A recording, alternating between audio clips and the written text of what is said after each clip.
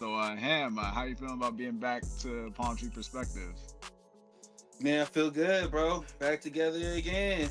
The whole world needs to know. You know what I'm saying? Feel good, bro. Just been grinding with school. I'm in school right now, so I've just been grinding with that. Yeah, man. So a lot been going on in the sports world. Let's do it.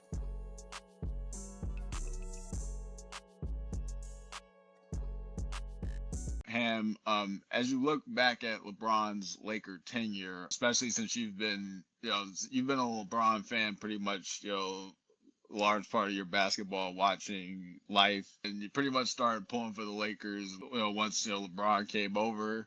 So, as somebody that's has been a LeBron fan, part of the Laker experience, what's been your overall assessment of LeBron's 8 years with the Lakers?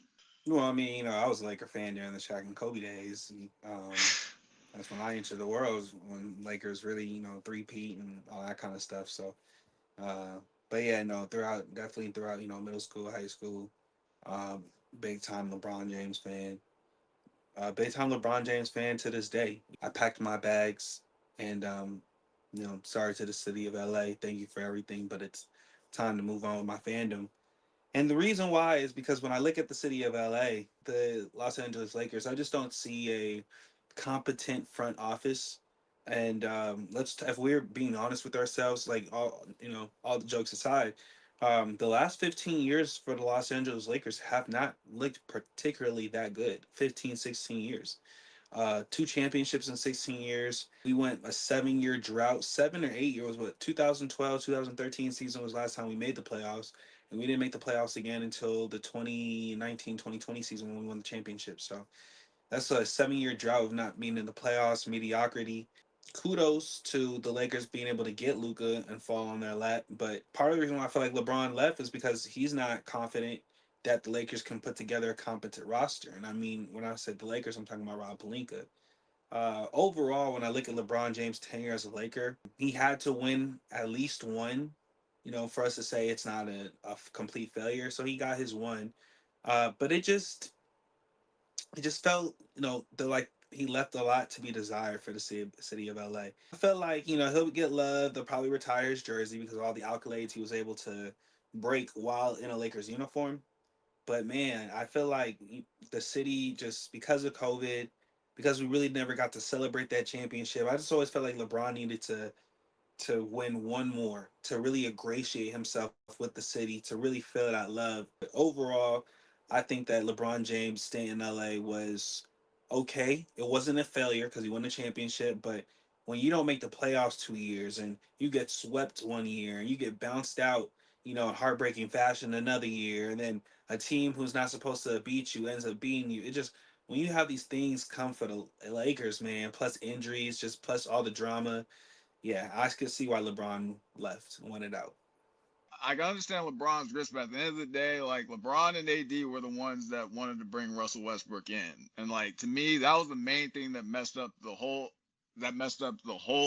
scenario for the Lakers when it comes to their assets. I To agree. me, and they have like Rob and the front office have spent these last probably the Russell Westbrook trade happened in the summer of Like 2021. So 4 years pretty much ago, spent 5 years ago. so they spent the last 5 years pretty much trying to recoup from the Russell Westbrook trade. Like we had to give up a first round pick to get him, and we had to give up a first round pick to get rid of him. So like that's two first round picks off the jump. Now now in retrospect, I would say that Rob probably also overpaid like for AD, just given the context that at the time we traded for AD, he was in the last year of his contract. So, you usually don't give up like when it comes to players that are going into their last year of their deals, like you usually don't give up that many draft picks. So, I would say that like the asset mismanagement when it comes to that, not having those picks, that usually comes back to bite you when it comes to trying to acquire, certain pieces. You know what I'm saying? Like there's certain like deadline pieces that I felt like we could have left off the bone, because of that, Russell Westbrook trade. But at the end of the day, like I vividly remember the clip, from Spectrum Sportsnet on the media day, the season that they got Russell Westbrook, where like LeBron was all basically bragging about, having the input, collaborating with Rob to bring Russell Westbrook in. And he was saying, I have the IQ to, put this team together and be able to have that kind of input. and it ended up being a disaster. So it's like, I mean, I understand that, and now again, Rob Pelinka's definitely made his fair share of mistakes, and like, and the jury's still going to be out on, whether he can be able to put together a championship team after LeBron, and we're going to get to the moves that the Lakers made in a second. But at the end of the day, it's like I also think that management is also bent, and just like in his other places, like just like his last stint in Cleveland, like management has also bent over backwards to cater to LeBron too. It's like they didn't necessarily have to draft Bronny either. So it's like so I mean, and there was a ESPN report today saying that that after the Russell Westbrook trade, LeBron was at odds with that was the start of LeBron being at odds with the organization. If you're the one that gave them what, because LeBron wanted another ball handler at the time, that's why they traded for Shooter the year before.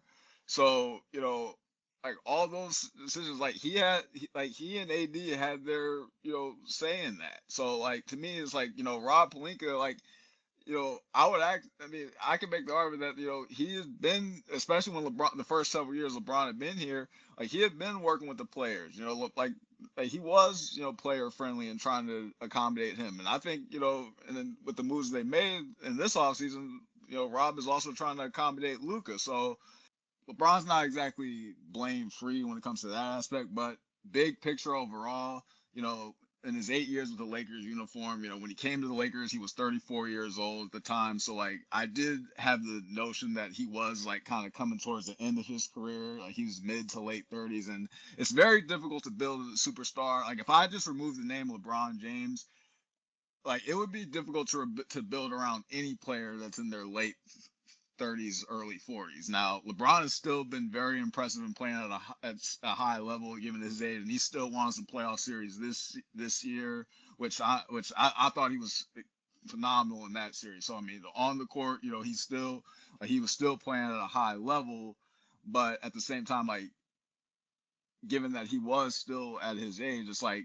he could still put up those kind of numbers, but they didn't necessarily correlate to winning. So, I think that because management has had because they've had to deal with building around an aging superstars, like it's always going to be tough, and that's where it's going to be a little bit messy, even when you have you know a player like AD and eventually Luca. Well, LeBron's not blameless. I mean, I've said it 4 or 5 years ago that the Russell Westbrook trade was going to set the Lakers back 5 years. So LeBron's completely not blameless in that. We know LeBron likes to create his own teams and engineer teams that he thinks are going to be successful, and he was wrong on that one, quite frankly. Anthony Davis always being injured also played a factor in that as well, because you can't have your Le, I mean, LeBron came to the Lakers at 33. You know, I mean, he wasn't that old. He was 33 years old when he came to the Lakers. Uh, Won a championship at 34. You know what I'm saying? So like it wasn't like LeBron was crazy, crazy old. It's just that, let's say this for a second. Forget LeBron James, right? If you take away LeBron James and there was no LeBron James, do you think any star the Lakers would have gotten any star after Kobe in the last, 10 years or so? Because Kobe retired 10 years ago now. I mean, LeBron was the first one to come, man. It's like I'll always appreciate him for that, man. Like like he came to us during a dark time, so like I'll always be grateful for the championship and also winning the championship the year after the year Kobe passed. Like that meant a lot to me. So For like sure, for so sure. I'll always be grateful for LeBron for that, and especially he made history, with breaking the scoring record in the Laker uniform. Like those are all like those are all things that and even just being here in LA, you and I, like when you do get a chance to see him in person, like it's all like it was a special, moment to be able to see LeBron in the Laker uniform and be able to put up numbers, amongst like all Mm-hmm. the legends that came in the I past. agree. So I do think that it was dope for him to like get that experience. I think he'd always wanted to play like in a marquee franchise in a marquee city like New York and LA. So I think LeBron, like he was able to fulfill that experience throughout his career, and that he's been able to play so long. So I am grateful for that aspect of LeBron, but it's just that you know he was here 8 years, so like if you spend that long with a certain team, is like over time, it's like sometimes you can like The relationship with management, between the management and player can sometimes sour over a period of time, 8 years is a long just naturally. time. Yeah. 8 years is a long time. I mean, hell, yeah, 8 years is a long time to do anything, any job, you know what I mean. So I get it. It ran its course. It's just again, like the problem with LeBron won his championship with in his second year with LA. And then we had to watch 6 years of just like media, kind of I don't want to, damn near mediocrity. There's the one year we got to the conference finals, but we got swept. So almost felt like we watched mediocrity for 6+ years. He accomplished a lot, and I think I'll always be grateful for that. To your point of especially the climate of LA in 2020, it wasn't even just that we had lost Kobe, we had just lost Nick the year before that. Yep. You know, Right in your so like background. the climate of the city was definitely at all time low. So for LeBron to be able to win this one, that was really nice. But like again, he just never got a chance to really ingratiate himself with the city like that. You know what I'm saying? But I went to a few Laker games and to watch LeBron at 30, mid 30s, late 30s, still jumping out the gym, still balling out, still putting in that work. Man, that was incredible to see. So always inspiring, and I'm just I'm grateful for the player LeBron James and looking forward to see where he plays next. We mentioned it earlier about the Lakers making the big move, giving up two first rounders for 24 for a 24-year-old big man Walker Kessler. They gave up two first and two future pick swaps for Walker Kessler. He was a restricted free agent, and the Lakers were in desperate need for a center. One of the main things that Luka emphasized in this offseason to Rob Pelinka is to get him a top level center, and from what I've seen today, Luka was like Walker Kessler was the big man that Luka specifically wanted. Rob went out and pretty much got Luka his guy, and they ended up signing him to a 4-year, 130 deal worth $32 million a year. Now, Walker Kessler has had a tough stint with injuries the last couple of seasons, but when he has been healthy, he has been up there when it comes to block shots, and he's been up there in the top 5 when it comes to block shots in the NBA. He's known for being a solid rim protector, and he can be a lob threat as well. Also the Lakers have also added Quentin Grimes. They've added Colin Sexton. So Mm. Ham. Ham. Overall, when it comes to the early tidbits of the Laker offseason, what are your makings of it?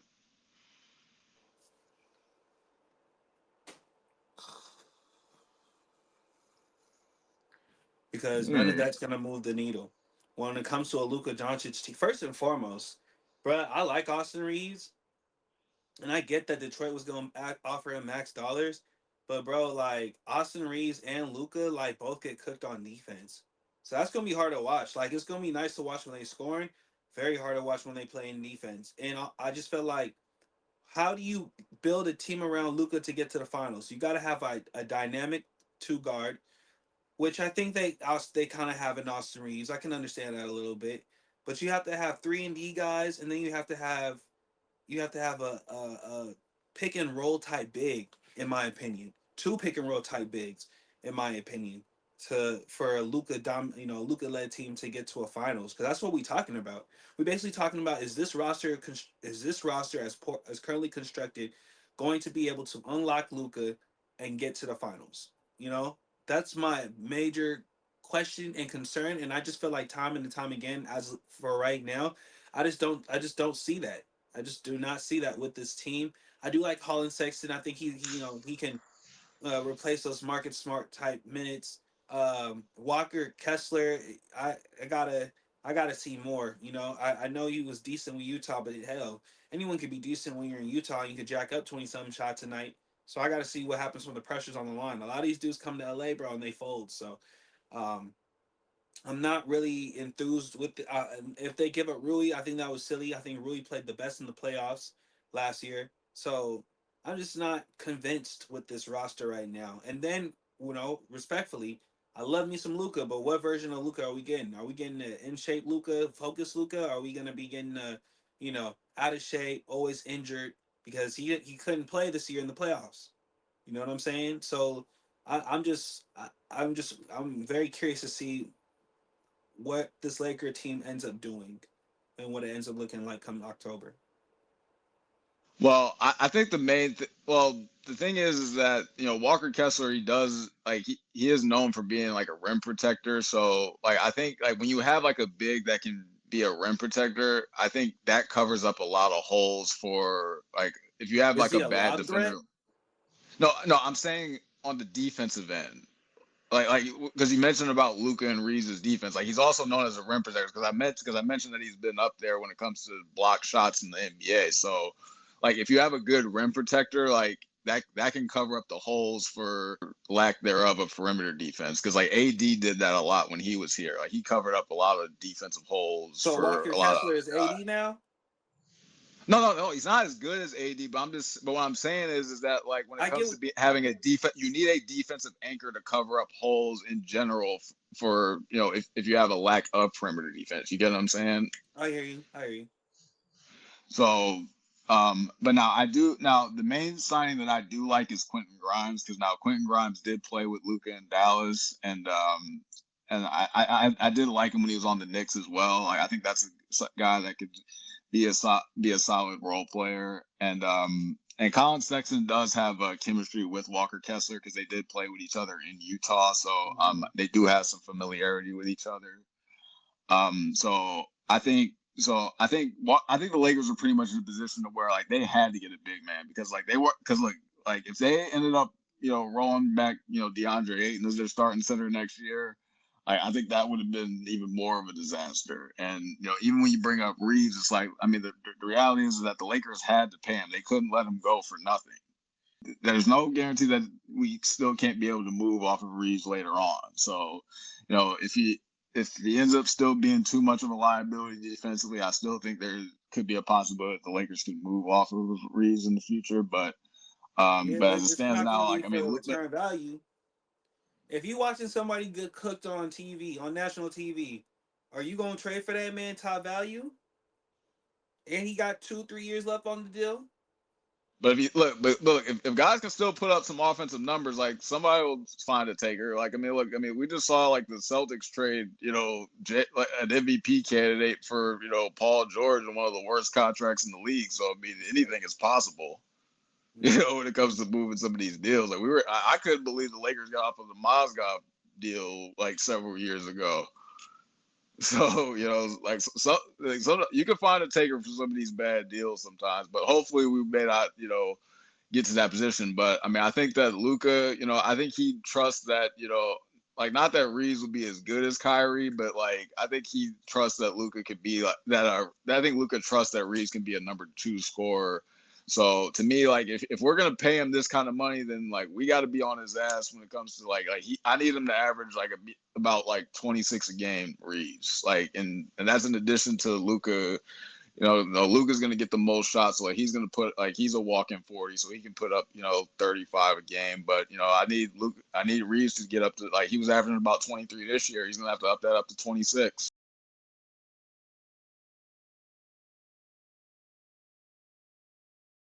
The Clippers have made the first domino of the offseason. They have finally moved off of Kawhi Leonard. The Kawhi Leonard era for the Clippers is finally over. For he's to Toronto Raptors, where he previously won a championship for Brandon Ingram, Grady Dick, and I believe they traded two first round. I think they got a couple of first rounders out of it. The Clippers.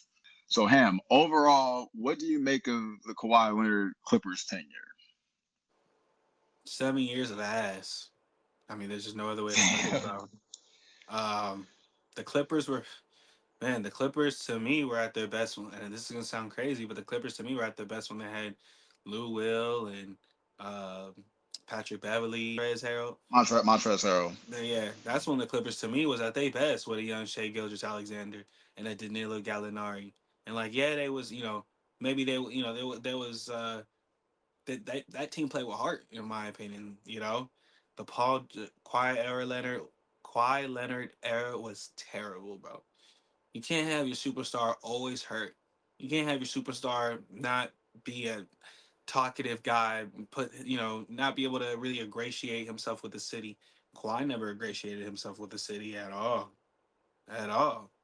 And from what I've been told about his camp and the demands that Kawhi be making, I mean, hell, bro, the Clippers gave him everything he wanted. The Yep. Clippers gave him everything he wanted, and he never delivered a chip. Never even got as far. I mean, hell, Paul George took the. Think about this. Paul George with the Clippers took the Clippers to a conference finals without Yep. Kawhi. Kawhi without Paul George ain't done shit. Quite frankly, I'll just be honest with you, ain't done nothing, man. I'm sorry. Kawhi Leonard is a mercenary. He's like a KD in my opinion. He's a mercenary. You know, he goes from team to team. He makes his demands, but he plays high level basketball. Um, I think his defensive has diminished quite a bit. He's not the same two-way player that he was, 5, 6, 7, 8 years ago. Supposed to be in the conversation for winning basketball, and it just seems like Kawhi never is. And to go back to the Clipper or to the Toronto, yeah. And if you're the Clippers, I mean, oh, hell, when are you going to fire Lawrence Frank? The only way Lawrence Frank still has his job is if he's listening to Steve Ballmer, and Steve Ballmer is the one making these decisions. Because good God. I mean, good God, it's awful. It is awful with the Clippers, bro. I'll just be honest with you. Um, so yeah, so I just yeah, I don't know. I They're guess in the cheap rebuild is mode. they're in rebuild mode officially. I guess the tickets they're gonna be cheap. Hey, I'll go to a game, check out the new arena. Yeah, I mean, because I think when you bring up some of the demands that, I think I believe like I think Ballmer, like I think they gave him a jet like when they first signed to where like he was living in San Diego at the time, so like he could to where he could be able to fly to San Diego. I mean Ballmer's he's one of the richest men in the world, so I mean I'm pretty sure like they've gone above and beyond to cater to cater him, and and I mean the Clippers aren't used to having that organization's not used to having those kind of players that have been previous champion, because I mean he won a championship at his two previous spots. The Clippers, they were aiming high. They had all the billboards when they first got here. The whole street lights over spotlights thing, acting like they was gonna take over LA, and it's just like Ballmer invested so much into this team, man. It's just like, and Kawhi was just he just didn't like the juice just ended up not being worth the squeeze when it came to that investment that he made in Kawhi, because Mm-hmm. the injuries, he had already, he had already had his issues in San Antonio when it came to their medical staff. That's part of why he ended up leaving San Antonio, and he ends up doing the low management. He's like, because people forget, like he was low management even during the year in Toronto when they won the championship. Like he was held out of back to backs even during that year. And ironically, last season, Kawhi does have one of his more healthier seasons. But at the end of the day, it's just like it was too little, too late, man. It's just like, and they try. Think about all the folks that they tried to bring in. Like they tried to bring in Harden, they tried to bring in It's Paul Westbrook. Westbrook. They've done so much to try to make a championship team together, man. They did not. I mean, outside of that one year where they got done the post-COVID year with Paul George, that was the farthest they'd ever gotten. And it's really, and now like the Clippers are now back to square one now, where it's just now it's like you never really made that kind of imprint in the city during that whole time during the Paul George and Kawhi Leonard era, and now you have this new arena. And like you said, like I mean, tickets are probably still going to be cheap now, because it's like who's gonna like But you in gonna LA? pay It's to like go who's see gonna be the Brandon person that's Ingram? gonna get guys to the arena? You gonna pay to see Brandon Ingram? You gonna pay $200 a ticket to see Brandon Ingram play basketball? To see Grady Dick play basketball? I mean, come on, man.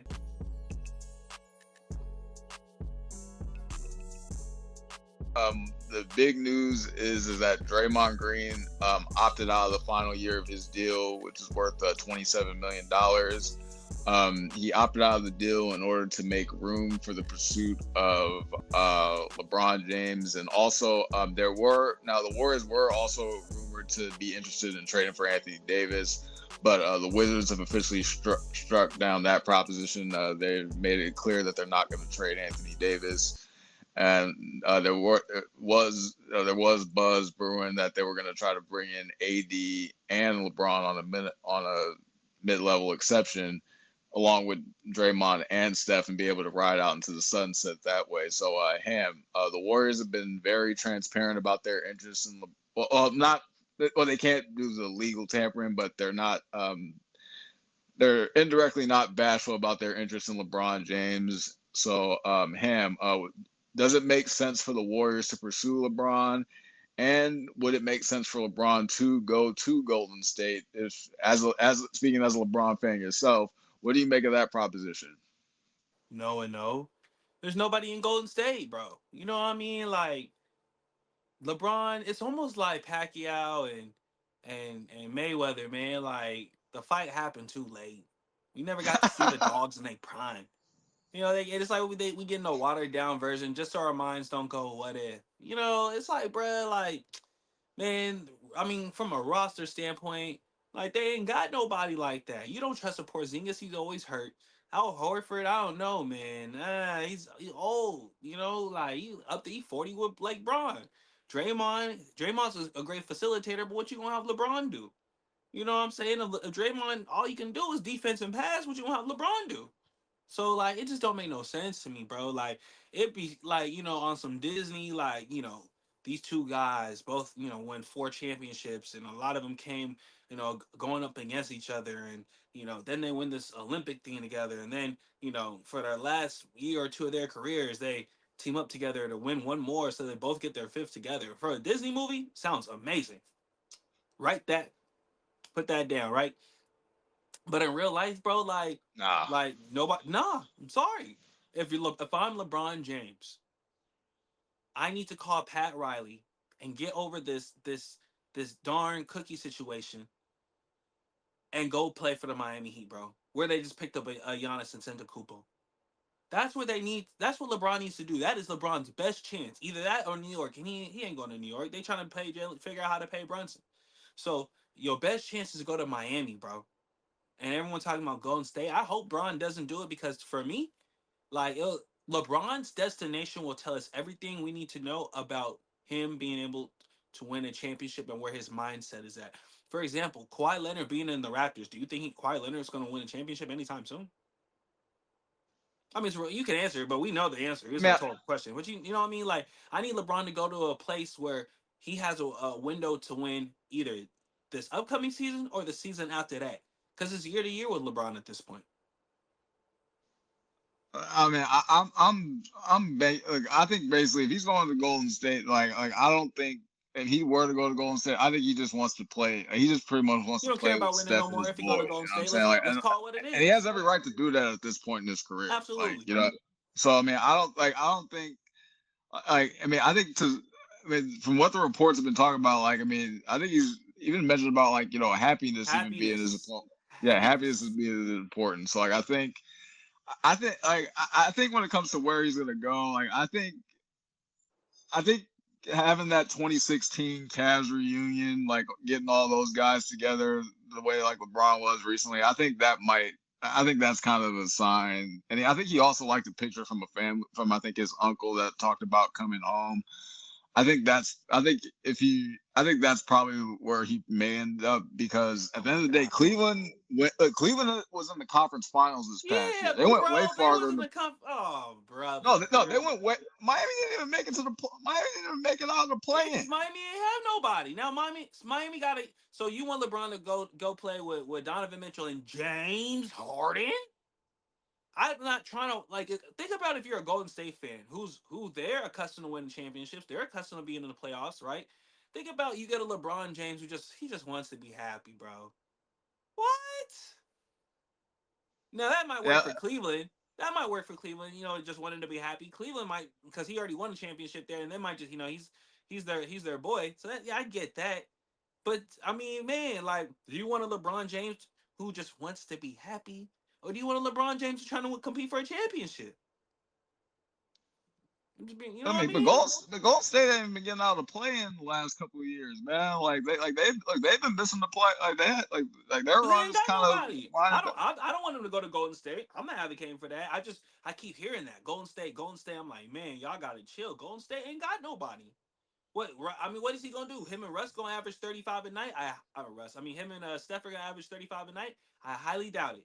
You know what I mean? So like, man, they gonna need another guy. They gonna need, and which is gonna be funny. Both LeBron and Steph are not natural born killers. I'm gonna be honest with you. That's not natural born killers. They developed the killer mentality, but they didn't have that in them all the way. Why is that so important? Because even to this day, when you watch a LeBron James team, when you watch a Steph Curry team, don't they need a like dynamic scorer? Don't they need that closer per se? I've seen LeBron close a couple times, but is LeBron James the closer or was Luka the closer? I've seen Uh, Steph Curry close a couple times, but was Steph Curry we the just closer saw LeBron or in the was it game Jimmy winner this Butler's year the against the closer? Was Rockets. it Andre Iguodala the closer or was Steph Curry the closer? I mean, that'll be all for this episode right here.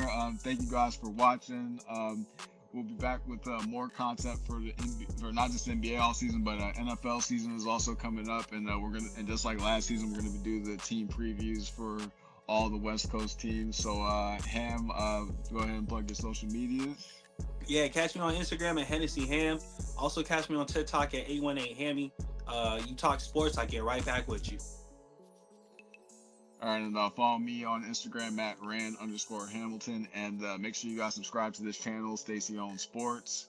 We're gonna be coming up with more content, and the website will be on the way soon.